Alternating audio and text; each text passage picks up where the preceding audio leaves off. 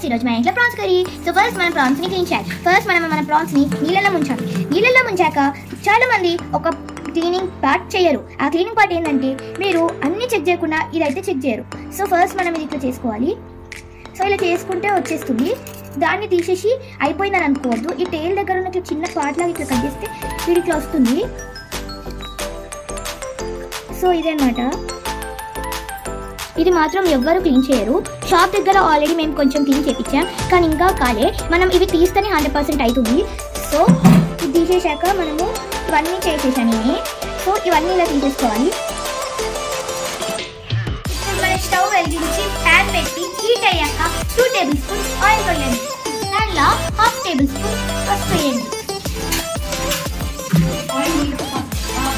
ఉప్పు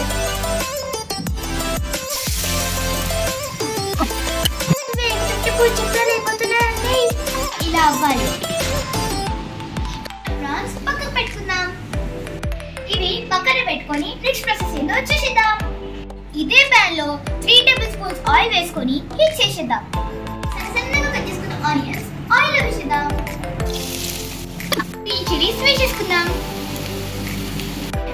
కరివేపాకు వేసేసుకుందాం. జింజర్ గార్లిక్ పేస్ట్, పసుపు, ఒకసారి కలిపేసుకుందాం. Table spoon red chilli powder, ఇంకా ఉప్పు.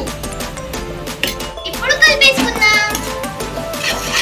1 మినిట్ అయ్యాక టమాటో ప్యూరీ వేసుకోండి. 5 మినిట్స్ మూత పెట్టి మగ్గించుకోవాలి. పక్కన పెట్టిన ప్రాన్స్ వేసుకోవాలి. అది కలుపుకోండి.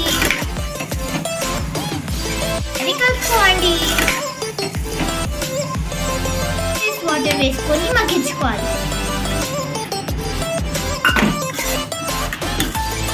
ధనియాల పౌడర్,